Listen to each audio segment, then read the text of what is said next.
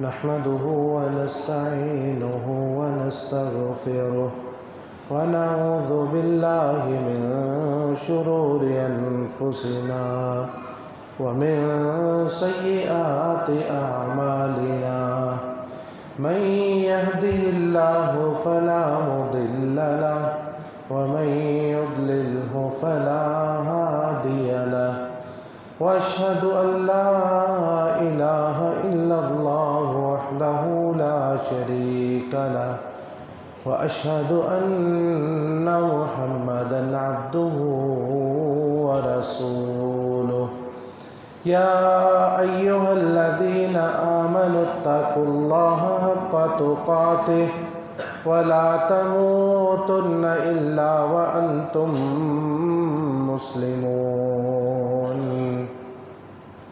يا أيها الناس اتقوا ربكم الذي خلقكم من نفس واحدة وخلق منها زوجها وبث منهما رجالا كثيرا ونساء واتقوا الله الذي تساءلون به والأرحام إن الله كان عليكم رقيبا يا أيها الذين آمنوا اتقوا الله وقولوا قولا سديدا يصلح لكم أعمالكم ويغفر لكم ذنوبكم ومن يطع الله ورسوله فقد فاز فوزا عظيما أما بعد فإن خير الحديث كتاب الله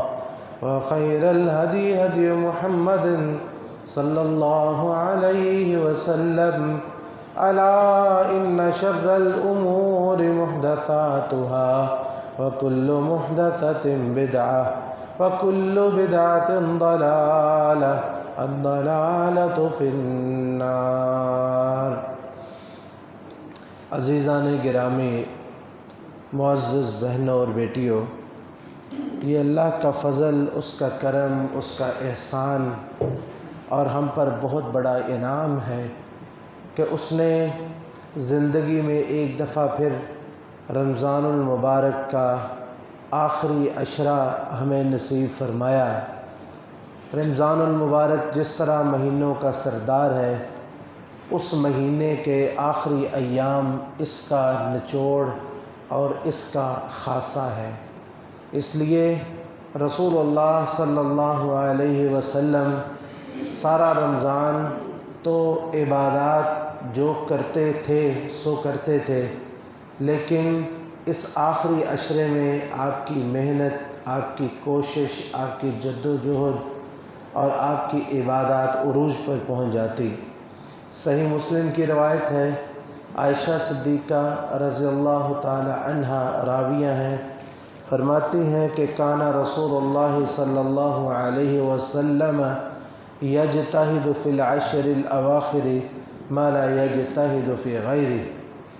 فرماتی ہیں کہ رسول اللہ صلی اللہ علیہ وسلم اپنے آخری رمضان کے آخری عشرے میں اتنی محنت کرتے تھے کہ کبھی بھی آپ کو اتنی محنت کرتے ہوئے نہیں دیکھا گیا جتنی آپ اس مہینے میں کرتے تھے۔ اور پھر انہی ام المؤمنین عائشہ صدیقہ رضی اللہ تعالی عنہا، انہوں نے اس کی تفصیل 3 جملوں میں بیان فرماتی ہیں کہ اذا دخل العشر، جب رمضان کا آخری عشرہ شروع ہو جاتا ہے، شد مئذرہ واحیا لیلہ وایقظ اہلہ، یہ بخاری اور مسلم کی روایت ہے کہ جس وقت آخری عشرہ شروع ہو جاتا ہے تو رسول اللہ صلی اللہ علیہ وسلم اپنی کمر کو باندھ لیتے تھے۔ اس کا مطلب ایک تو ویسے ہی محنت اور کوشش کے لیے اپنے آپ کو مستعد کرنا اور تیار کرنا ہے، اور دوسرا اس کا معنی یہ کہ آپ چونکہ اعتکاف شروع کر دیتے تھے اس لیے آپ اپنے گھر والوں سے الگ رہتے تھے، اور دوسرا وَأَحْيَا لَيْلَةً، شب بیداری کا اہتمام فرمایا کرتے تھے۔ رسول اللہ صلی اللہ علیہ وسلم ہمیشہ ہی رات کو بیدار ہو کے نماز پڑھتے، تہجد پڑھا کرتے تھے۔ اور آپ کی تہجد کی کیفیات ہم نے کئی دفعہ ذکر کی کہ ایک دفعہ ایک صحابی وہ کہتے جی، حذیفہ رضی اللہ عنہ کہتے جی کہ میں نبی علیہ السلام کے ساتھ عام دنوں میں ایک دن آپ کے ساتھ کھڑا ہو گیا، تو آپ نے نماز تہجد رات کی جو نماز ہے وہ شروع کی۔ آپ نے سورہ فاتحہ پڑھنے کے بعد سورہ بقرہ شروع کر دی۔ میں نے کہا کہ شاید آپ 100 آیات پڑھ لیں، لیکن آپ 100 آیات کی حد کراس کر کے میں نے کہا لگتا ہے آج پوری صورت ہی پڑھیں گے۔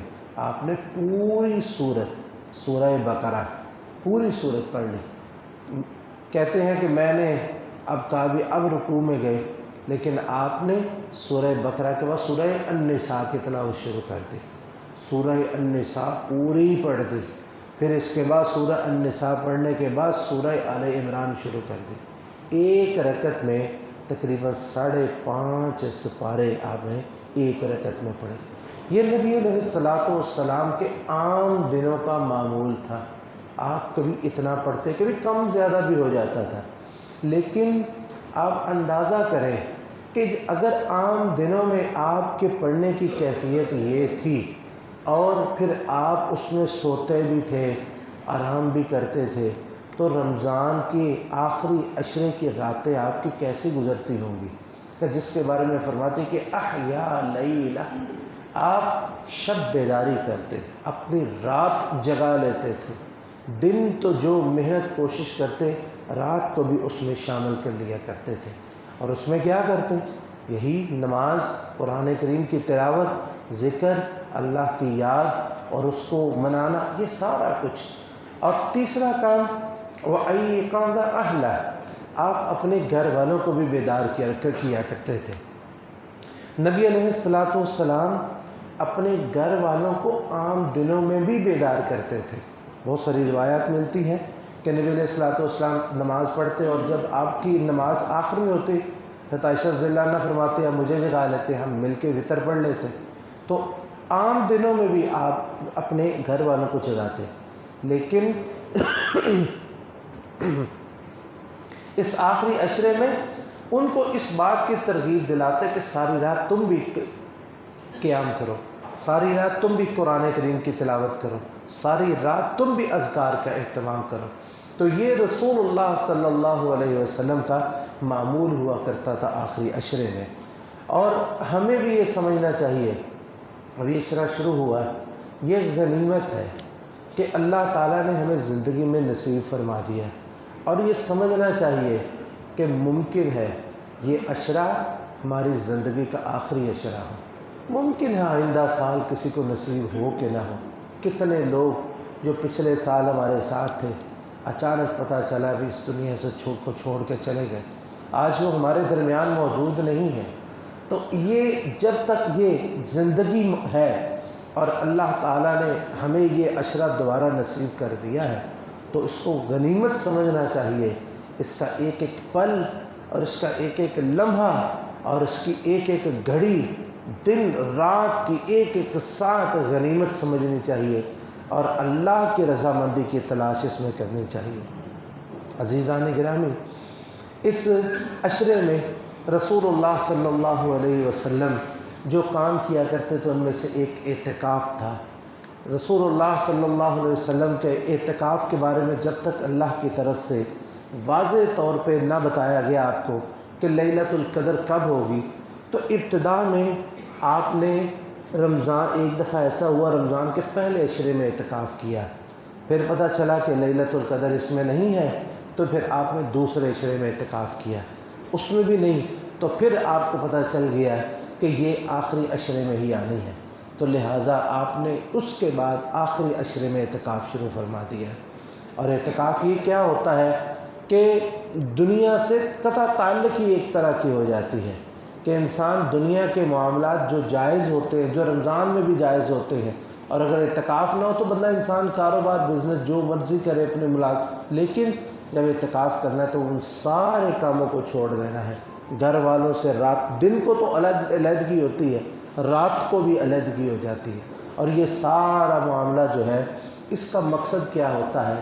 اس سارے کا مقصد لیلۃ القدر کی تلاش ہوتی ہے، آخری عشرہ، اور پھر اس میں اعتکاف کرنا اور اس کے لیے محنت کرنا اور راتوں کو جاگنا، اس میں لیلۃ القدر کی تلاش کی جاتی ہے۔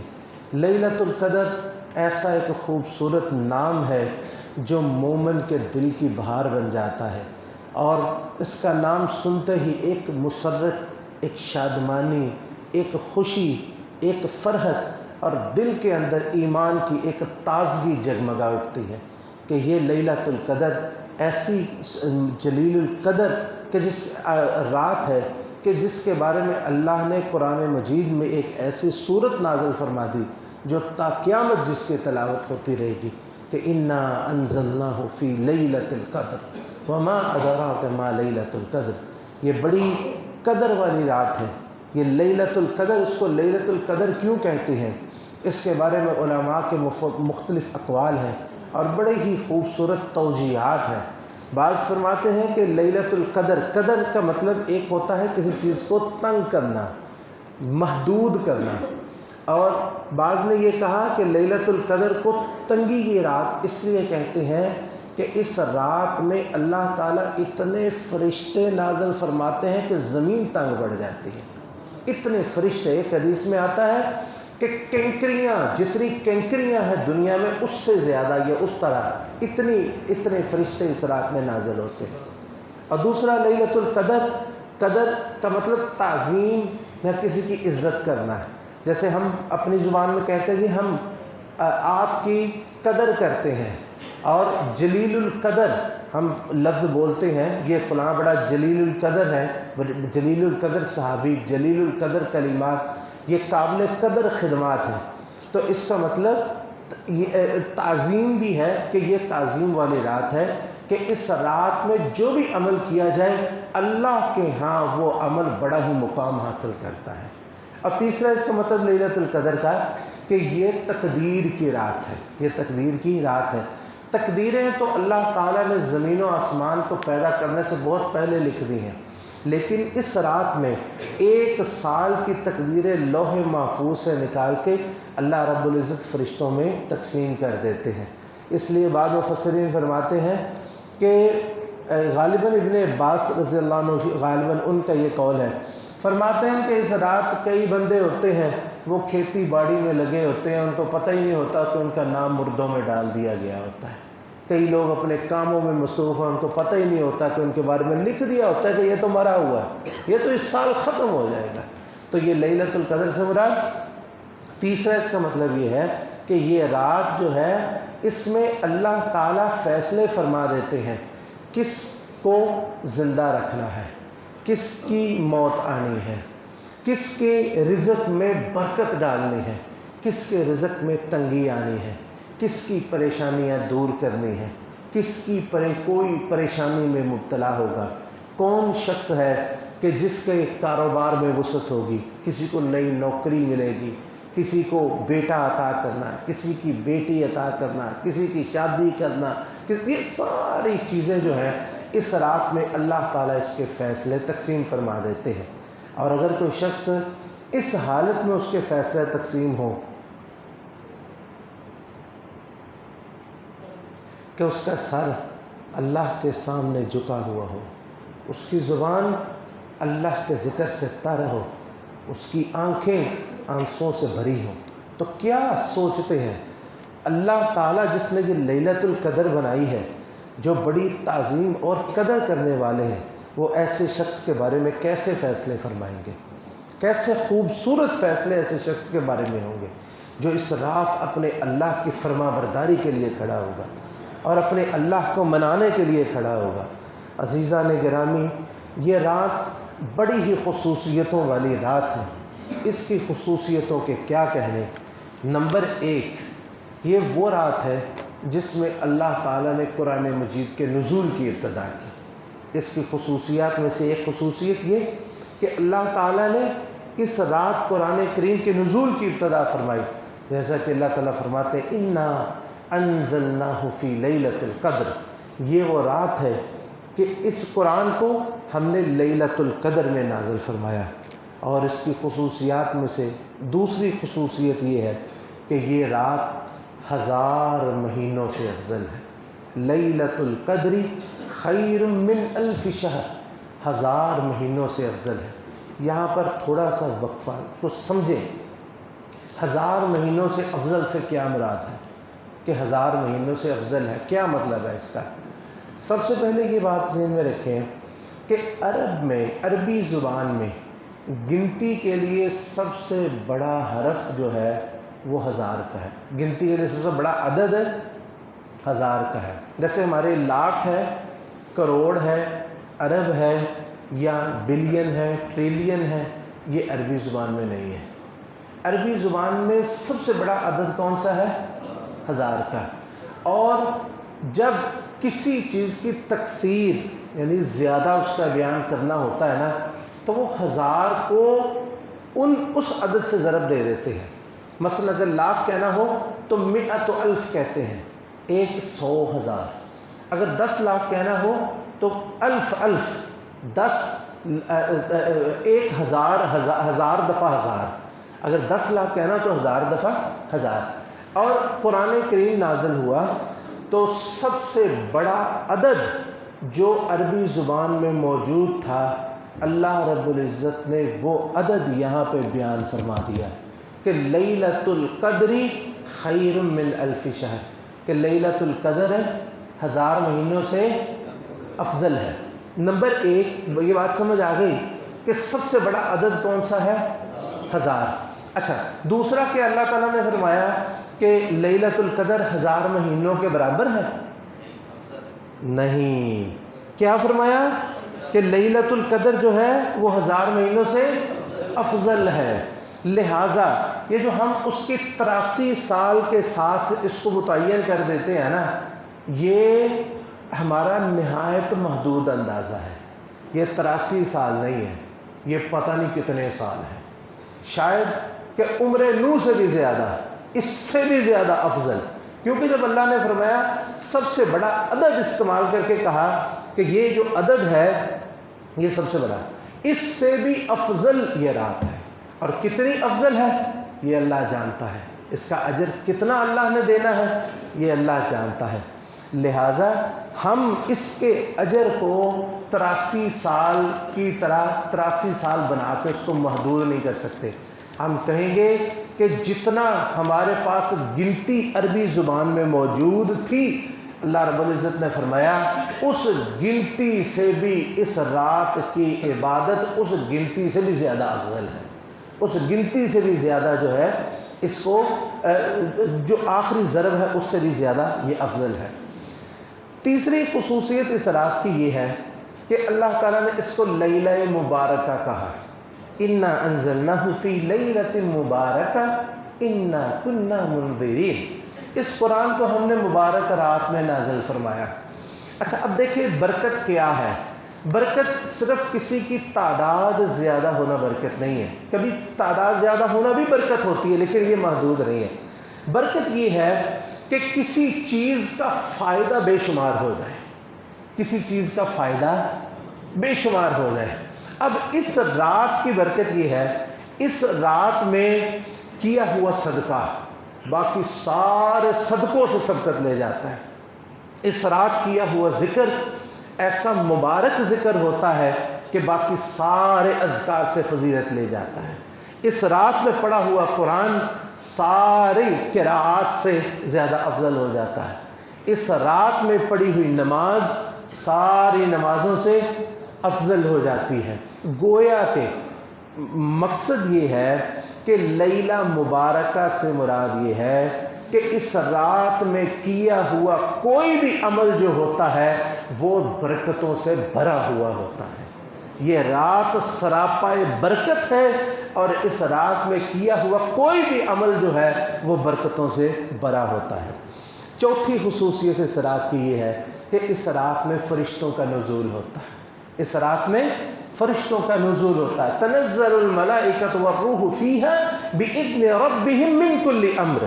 اچھا، یہ جو فرشتوں کا نزول ہوتا ہے، فرشتوں کا نزول تو کسی کو سزا اور دینے کے لیے بھی نازل ہو سکتے ہیں، اور فرشتے کسی پر عذاب نازل کرنے کے لیے بھی نازل ہو سکتے ہیں، لیکن اس رات میں جو فرشتے نازل ہوتے ہیں اس کا تعلق ان احادیث کے ساتھ ہے جس میں نبی کریم صلی اللہ علیہ وسلم نے ارشاد فرمایا کہ جہاں بھی مجتمع قوم فی بیت من بیوت اللہ، کسی بھی اللہ کے گھر میں کوئی مومن اکٹھے ہو کے اللہ کے قرآن کی تلاوت کرتے ہیں اور وہ دوسرے کو پڑھتے پڑھاتے اور سنتے سناتے ہیں تو فرشتے اپنے پروں سے ان کو ڈانپ لیتے ہیں، اللہ کی رحمت ان پہ نازل ہونا شروع ہو جاتی۔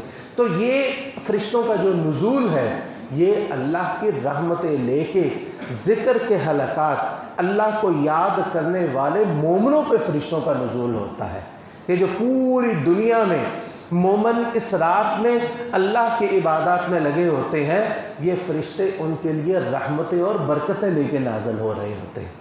یہ ہے تنزل الملائکۃ والروح فیہا بإذن ربہم من کل امر۔ تو یہ پانچویں اس کی خصوصیت یہ ہے کہ سلام، یہ رات بڑی ہی سلامتی والی ہے، یہ رات بڑی ہی سلامتی، یعنی تکفر فیہ السلامۃ من العقاب، کہ جو اس رات اللہ تعالیٰ سے معافی مانگتا ہے نا، اللہ تعالیٰ اسے عذاب سے محفوظ فرما دیتے ہیں، اللہ تعالیٰ اس کے گناہوں کو معاف فرما دیتے ہیں۔ یہ ہے سلام، کہ سلامتیاں ملتی ہیں اس میں سرٹیفکیٹ ملتے ہیں۔ ویسے بھی رمضان کی ہر رات نبی علیہ السلام نے فرمایا کہ رمضان کی ہر رات وَلِلَّهِ عُتَقَاءُ مِنَ النَّارِ وَذَلِكَ كُلَّ لَيْلَةٍ، رمضان کی ہر رات اللہ تعالیٰ کتنے لوگوں کو جہنم کی آگ سے آزاد فرما دیتے ہیں، لیکن اس رات میں خصوصی طور پر سلامتی کے سرٹیفکیٹ ملتے ہیں۔ اور سلام کا ایک مطلب اور بھی ہے، وہ یہ کہ اس رات اللہ کسی شیطان کو شیطانی نہیں کرنے دیتے۔ جہاں لیلۃ القدر کی علامات آتی ہیں اس میں کہ یہ بھی ہے، اس رات ستارہ نہیں ٹوٹتا۔ اس کی وجہ یہ ہے کہ اس رات جو شیطان ہے ان کی وہاں پہ پہنچ نہیں ہوتی آسمانوں تک ان کی پہنچ ہوتی نہیں ہے کہ ان کو مارا جائے اور وہ مر جائے یا ان کو جلا دیا جائے۔ تو یہ سلامتی ایک پانچویں اس کی خصوصیت اس کی یہ ہے کہ یہ سلامتی والی رات ہے۔ چھٹی اس کی خصوصیت یہ ہے کہ اس میں اللہ تعالیٰ فیصلے فرما دیتے، جیسے ابھی ہم نے ذکر کیا، اور اللہ تعالیٰ نے قرآن مجید میں فرمایا فیہا یفرق کل امر حکیم، ہر پر حکمت فیصلے، اللہ کے سارے فیصلے پر حکمت ہے، ان کے معاملات جو ہیں فرشتوں کے سپرد اس رات میں کر دیے جاتے ہیں، لوح محفوظ سے لے کے فرشتوں کے حوالے کر دیے جاتے ہیں۔ ساتویں اس کی خصوصیت یہ ہے کہ جو شخص ایمان کی حالت میں اور اللہ سے اجر کی نیت سے اس رات کا قیام کر لیتا ہے، اللہ تعالیٰ اس کے سارے گناہوں کو بخش دیتے ہیں۔ رسول اللہ صلی اللہ علیہ وسلم نے ارشاد فرمایا من قام لیلۃ القدر ایمانا واحتسابا غفر له ما تقدم من ذنبه، جس نے ایمان کے ساتھ اور اللہ سے اجر کی نیت سے اس رات کا درست طریقے سے قیام کر لیا، اللہ اس کے سارے گناہوں کو معاف فرما دیں گے۔ آٹھویں اس کی خصوصیت یہ کہ جو شخص اس کی خیر سے محروم ہو گیا وہ پھر اپنی خیر منائے، جو اس کی خیر سے محروم ہو گیا وہ اپنی خیر منائے، وہ سمجھے کہ خیر کی ٹرین اس کی چھوٹ گئی، خیر سے وہ محروم ہو گیا۔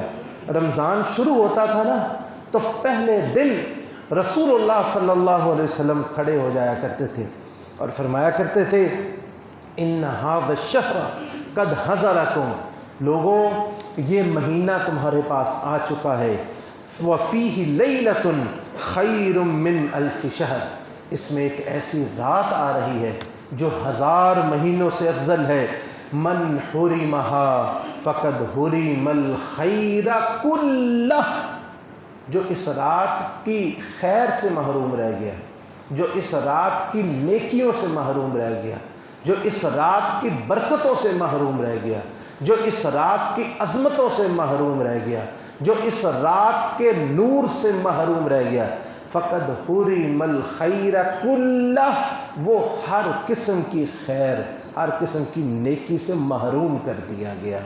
ولا یحرم خیرہا الا محروم۔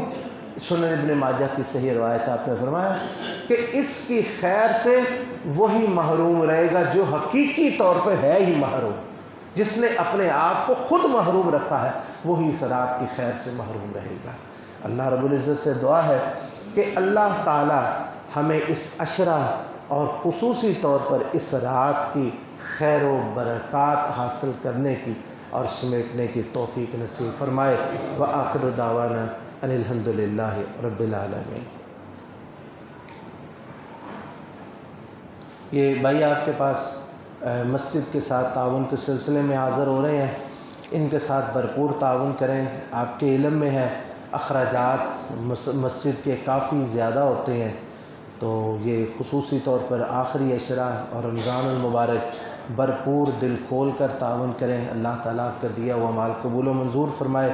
اور دوسرا زکوٰۃ کے سلسلے میں جو اب مرکز کے ساتھ تعاون کی بار بار آپ کو اپیل کی جاتی ہے، اس کے ساتھ بھی تعاون کریں۔ اللہ تعالیٰ آپ کا دیا ہوا مال قبول و منظور فرمائے۔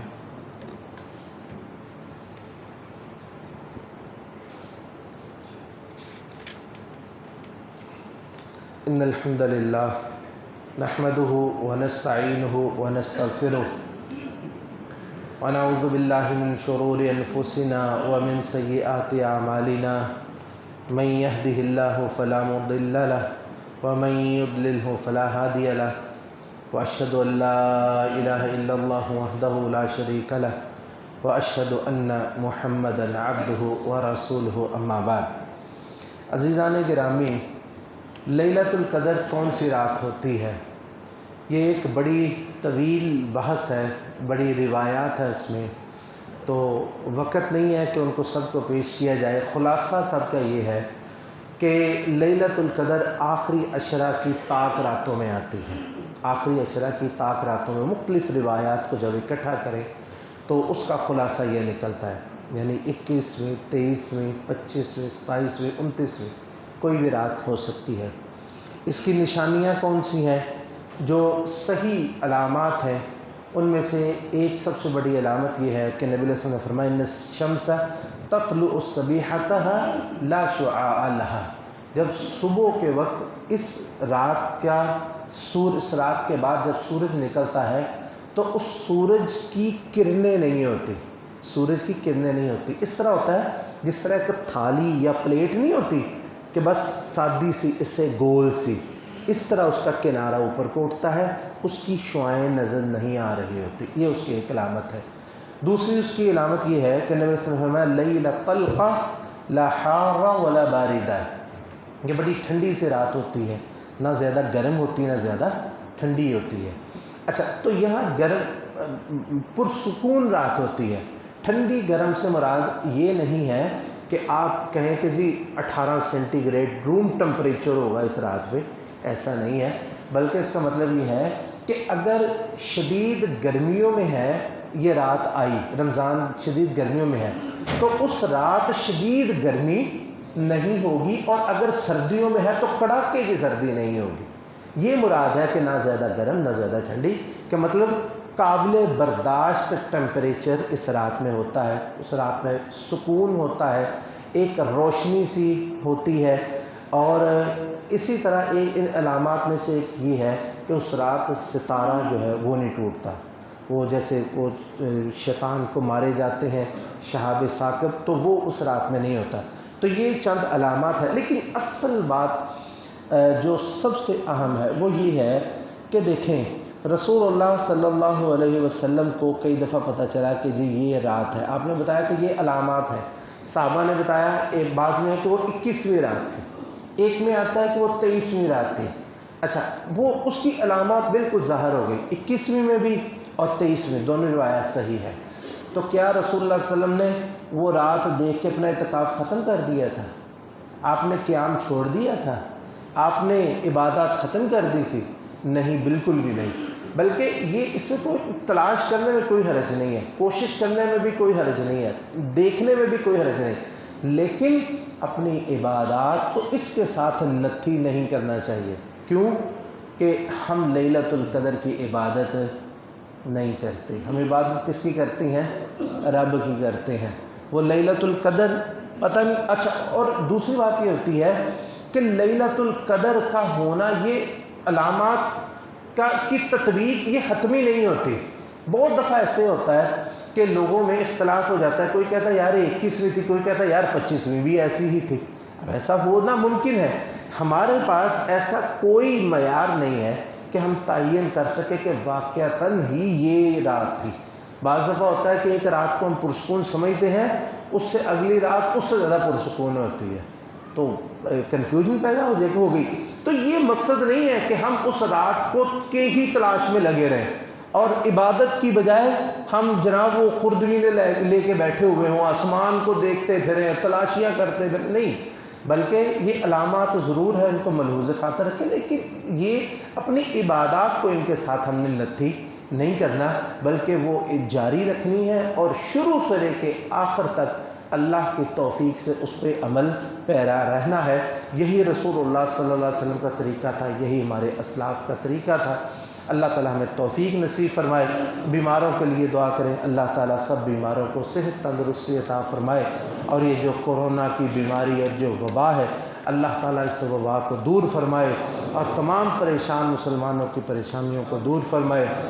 لا الہ الا هو الحلیم الکریم، سبحان اللہ رب العرش العظیم والحمد للہ رب العالمین، نسألک موجبات رحمتک وعزائم مغفرتک والغنیمۃ من کل بر والسلامۃ من کل اثم، اللہم لا تدع لنا ذنبا الا غفرتا ولا ہما الا فرجتا ولا دینا الا قضیتا ولا مریضا الا شفیتا ولا حاجۃ من حوائج الدنیا والآخرۃ الا قضیتها یا ارحم الراحمین۔